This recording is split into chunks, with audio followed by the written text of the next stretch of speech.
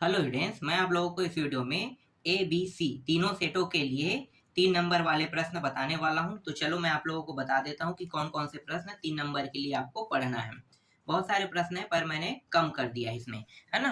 तो कम करके देखो, एक तो है जीवन प्रत्याशा किसे कहते हैं, ये प्रश्न है, इसका उत्तर यहाँ पे लगा हुआ है। जनगणना में कौन कौन से आंकड़े प्राप्त होते हैं, दूसरा प्रश्न। ठीक है, ये आंकड़े दिए हुए कौन कौन से प्राप्त होते हैं।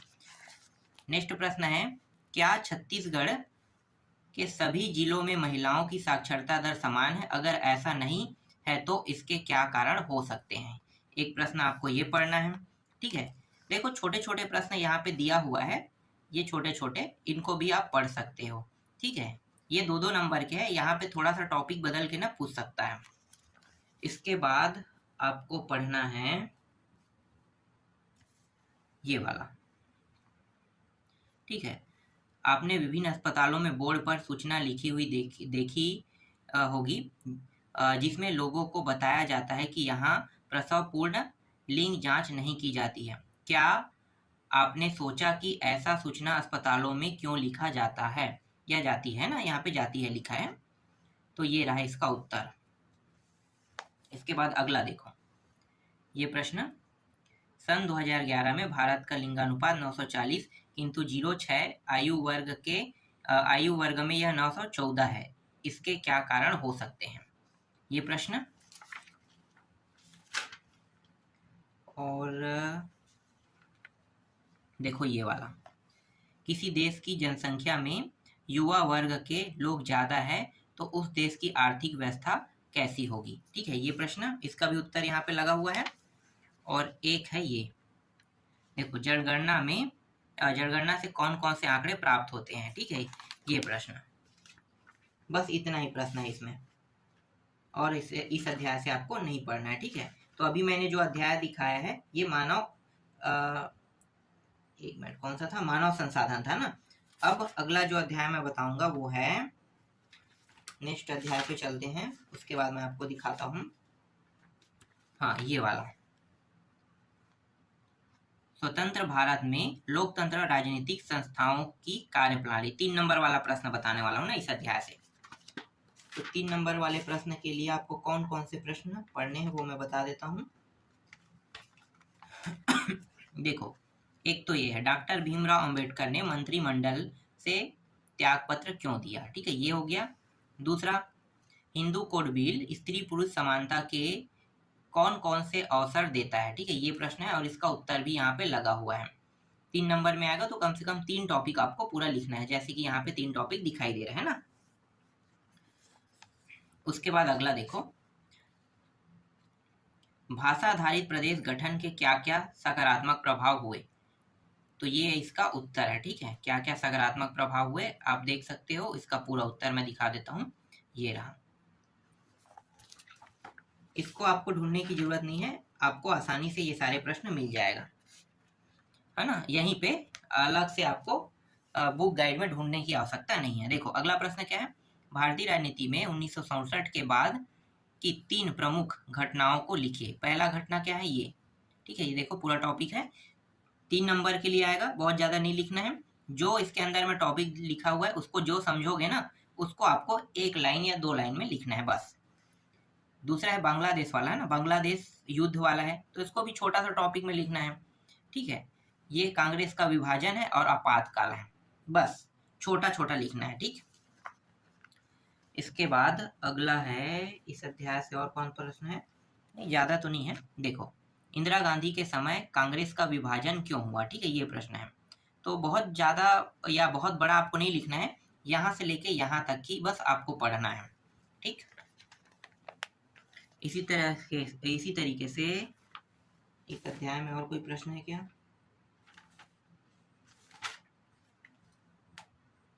देखो, ये आपातकाल वाला है ना, आपातकाल क्या है।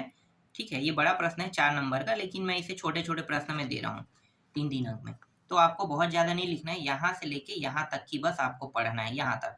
ठीक है, 3 नंबर का ये बन जाएगा।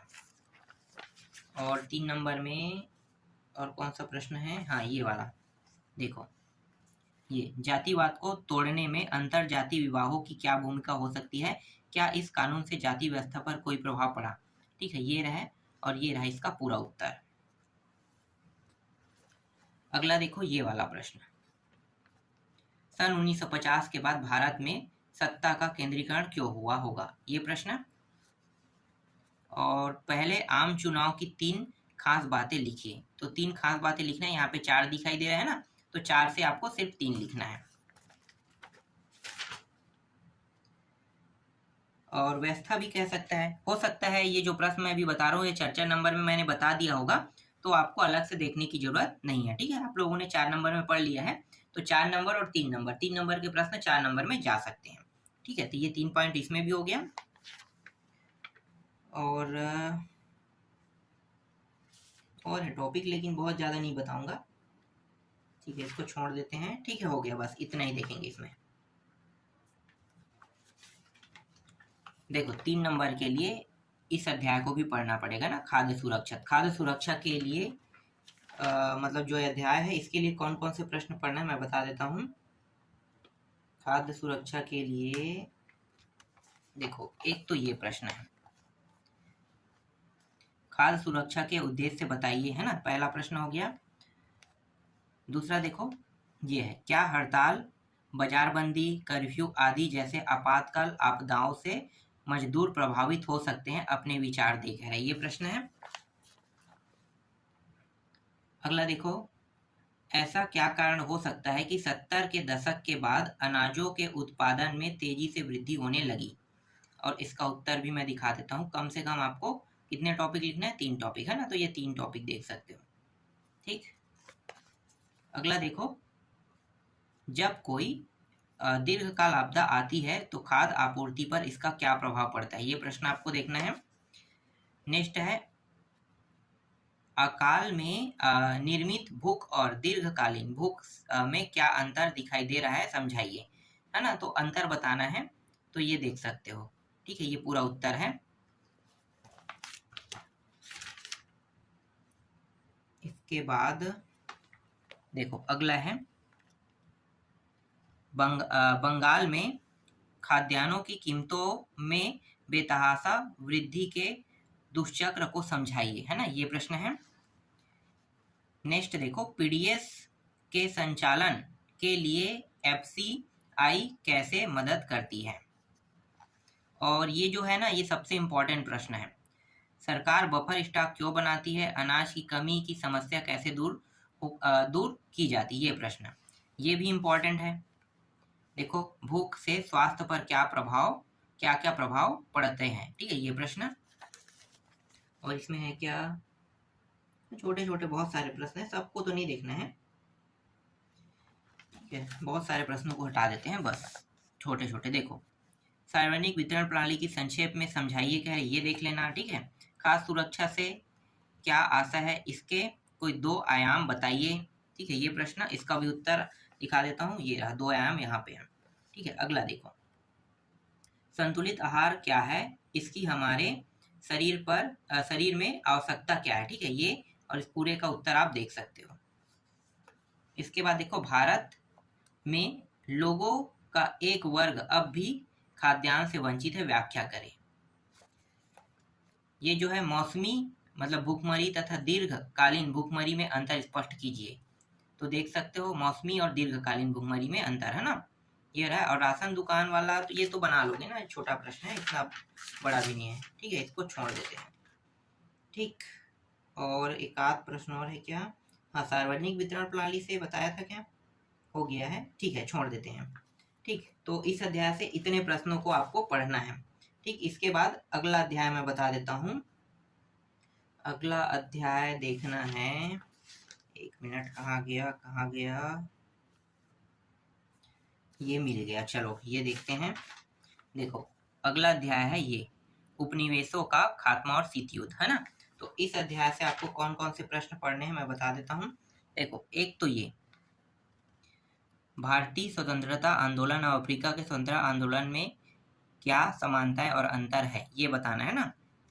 तो समानताएं और अंतर अलग अलग आएगा, तो दोनों को अलग अलग के रूप में पढ़ना। ठीक है, एक साथ नहीं आएगा, या तो समानताएं पूछेगा या तो अंतर। तो देखो, समानताएं ये रहा, ठीक है, 3 याद कर लेना, और अंतर यहाँ पे 3, इसको भी याद कर लेना।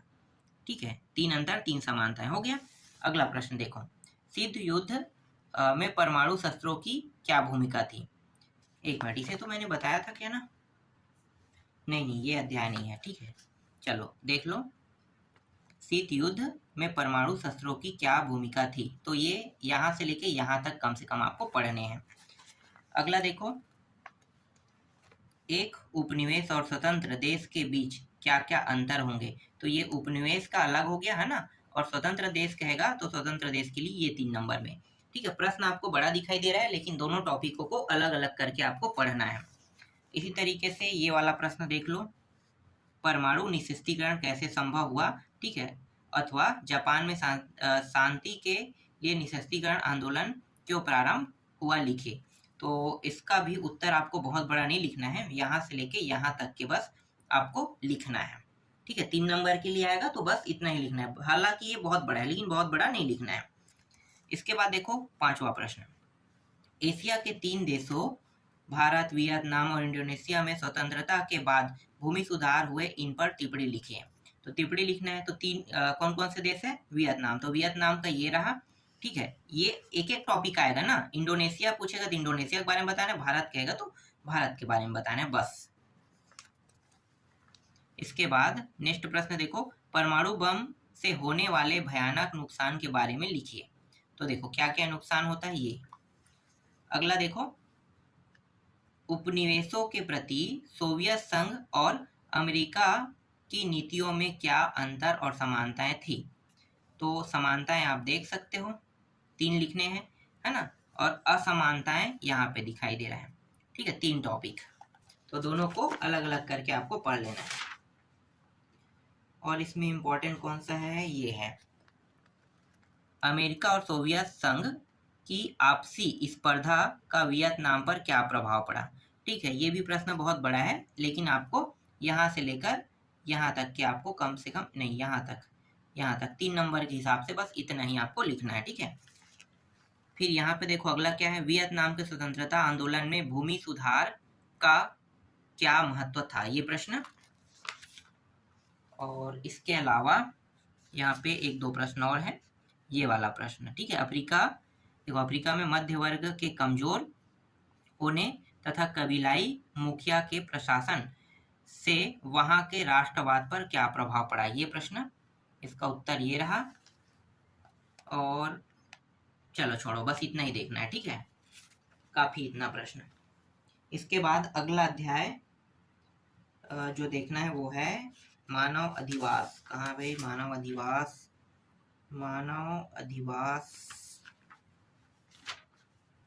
ठीक है, मानव अधिवास वाला अध्याय है, ये रहा। ठीक है, मानव अधिवास से कौन कौन से प्रश्न आपको पढ़ना है, बहुत ज्यादा नहीं पढ़ना है, इससे 2-3 प्रश्न ही देखना है इसमें। देखो, एक तो यह अधिवास किन किन आवश्यकताओं की पूर्ति, है ना, करते हैं। दूसरा है, मानव के लिए आवास क्यों आवश्यक है, ये प्रश्न हो गया। 2 प्रश्न यहाँ है, राजस्थान के मकानों की विशेषताएं लिखिए और स्मार्ट सिटी की अवधारणा को समझाइए। इसका कुछ हिस्सा यहाँ पे है, ये रहा। ठीक है, अगला क्या है, देखो ये मानव अधिवास को प्रभावित करने वाले 3 कारक उदाहरण से दीजिए और इसका दूसरा नाम ये है। ठीक है, तो ये आप लिख सकते हो। ठीक है, उत्तर में क्या लिखना है, ये पूरा का पूरा 1-2। ठीक है, और खनिज वाला बचा है ना, तो ये खनिज टॉपिक। नेक्स्ट प्रश्न देखो, ये जलवायु से संबंधित है। ठीक है, ये वाला, बस 6 प्रश्न है, इतने ही प्रश्नों को इसमें पढ़ना है। ठीक है, और प्रश्न इसमें नहीं है। इसके बाद देख लेते हैं वैश्वीकरण। ठीक है, अध्याय का नाम दिखा देता हूँ, ये रहा वैश्वीकरण। यहाँ से भी 3 अंक के प्रश्न आने वाले हैं। तो वैश्वीकरण में आपको कौन कौन से पढ़ना है, देखो एक तो ये पढ़ना है, आपके आसपास ऐसी कौन सी चीजें उपलब्ध है जो हमें दूसरे देशों से जोड़ती है, कह रहा है ना ये प्रश्न। एक है यहाँ पे, बहुराष्ट्रीय कंपनी किसी देश में उत्पादन की इकाई लगाने से पूर्व किन किन बातों का विशेष ख्याल रखती है। ठीक है, ये प्रश्न। और पूछ सकता है बहुराष्ट्रीय कंपनी क्या है, तो इसका उत्तर आप देख लो इस तरीके से। ठीक है, और इसके बाद हाँ, श्रम, इसमें भी ज्यादा प्रश्न नहीं पढ़ना है। देखो ये रहा, श्रम कानून का लचीलापन कंपनियों को कैसे मदद करेगा? ठीक है, ये प्रश्न। अगला ये, वैश्वीकरण का प्रभाव एक समान नहीं है, इस कथन को अपने शब्दों में व्याख्या कीजिए। ठीक है, ये वाला। और एक प्रश्न ये है, वैश्वीकरण की दिशा में भारत सरकार ने 1991 में क्या प्रमुख बदलाव किए? ठीक है, ये प्रश्न। और है क्या,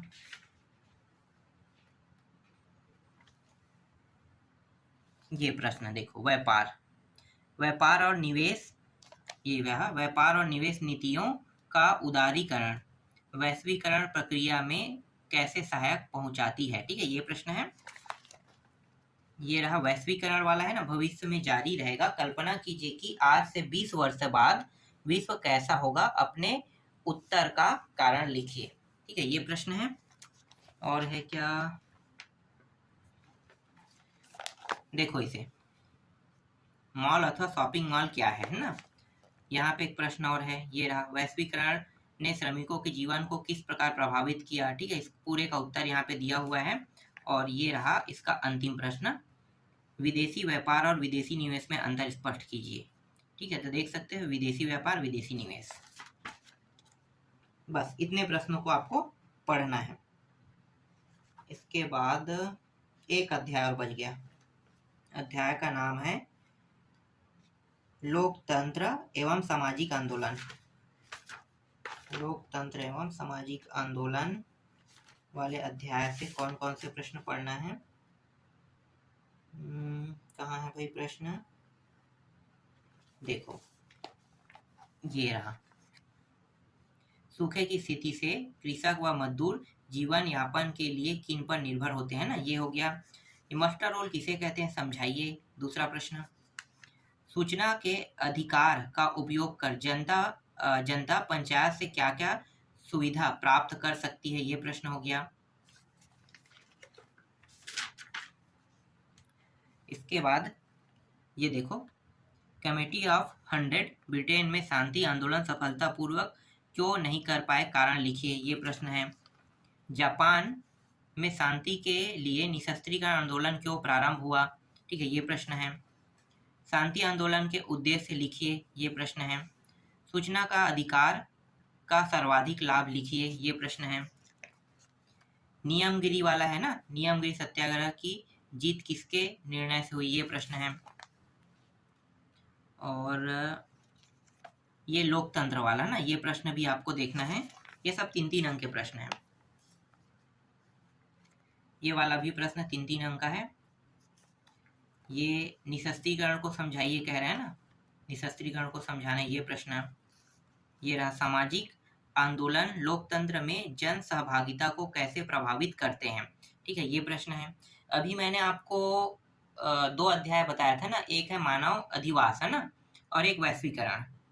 तो मानव अधिवास अगर अध्याय, मानव अधिवास नहीं, वैश्वीकरण को अगर आप छोड़ते हो ना, तो ज्यादातर प्रश्न जो है यहीं से आएंगे, इसी अध्याय से, क्योंकि 3 अध्याय मिला के आपको 3-3 अंक के प्रश्न देखने को मिलेगा। हालांकि एक प्रश्न जो है वैश्वीकरण से हो सकता है और एक प्रश्न इस अध्याय से हो सकता है, 2 प्रश्न आएगा।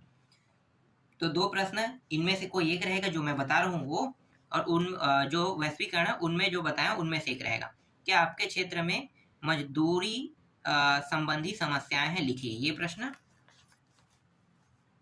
और अगला देखो, ये वाला 12वां है ना, सभी को उत्तर दिखाते जा रहा हूँ। 13वां, ये रहा 14वां प्रश्न, और ये रहा 15वां प्रश्न। ठीक है, और तो नहीं होगा, देखते हैं और है क्या।